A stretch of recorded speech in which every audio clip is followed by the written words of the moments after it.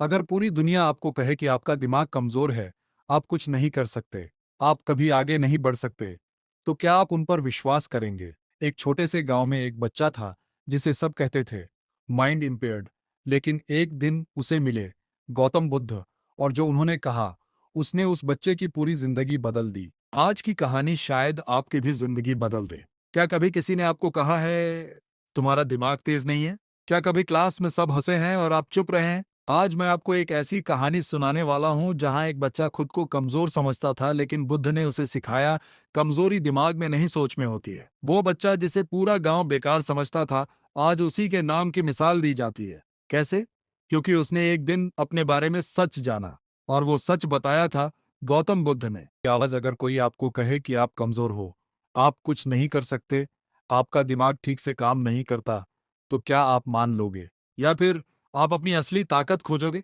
आज की कहानी है एक ऐसे लड़के की जिसे लोग कहते थे माइंड इम्पेयर्ड, लेकिन जिसे एक दिन मिला बुद्ध का सच्चा ज्ञान। पार्ट एक। लड़का जिसे सब कमजोर समझते थे। एक छोटे से गांव में एक बच्चा रहता था। उसका नाम था आरव। आरव बाकी बच्चों जैसा नहीं था। वो धीरे बोलता था, धीरे समझता था और जल्दी घबरा जाता था। स्कूल में बच्चे उसका मजाक उड़ाते, अरे ये तो समझ ही नहीं पाता, इसका दिमाग काम नहीं करता। आरव घर आकर चुपचाप बैठ जाता। उसकी माँ पूछती, क्या हुआ बेटा? वो बस कहता, माँ क्या मैं सच में कमजोर हूँ? पार्ट दो। जंगल में मुलाकात। एक दिन दुखी होकर आरव जंगल चला गया। वहां उसने देखा एक पेड़ के नीचे शांत बैठे एक संत। वो थे गौतम बुद्ध। उनके चेहरे पर अजीब सी शांति थी, जैसे पूरी दुनिया रुक गई हो। आरव पास जाकर बैठ गया। बुद्ध ने आंखें खोली और मुस्कुराए। तुम दुखी हो? आरव ने सिर हिलाया। लोग कहते हैं मैं दिमाग से कमजोर हूं। PR 83। बुद्ध का पहला सवाल। बुद्ध ने पास पड़ी एक छोटी कटोरी उठाई। अगर एक कटोरी खाली हो तो क्या ये बेकार है? आरव बोला, नहीं, इसमें कुछ भी भरा जा सकता है। बुद्ध मुस्कुराए। ठीक वैसे ही तुम्हारा मन खाली नहीं बल्कि शांत है। पार्ट 4। माइंड इम्पेयर्ड या माइंड डिफरेंट। बुद्ध बोले, लोग जो समझ नहीं पाते उसे कमजोरी कह देते हैं, लेकिन हर मन अलग होता है। उन्होंने जमीन पर रेखा खींची। अगर मछली को पेड़ पर चढ़ने को कहोगे तो वो खुद को मूर्ख समझेगी, पर अगर उसे पानी दो तो वो तैरकर सबको पीछे छोड़ देगी। आरव पहली बार मुस्कुराया। पार्ट 5। असली कमजोरी क्या है? बुद्ध ने कहा, सबसे बड़ी कमजोरी दिमाग की नहीं सोच की होती है। जो खुद को छोटा मान ले वो सच में छोटा हो जाता है, और जो खुद को समझने की कोशिश करे वो महान बन जाता है। पार्ट 6।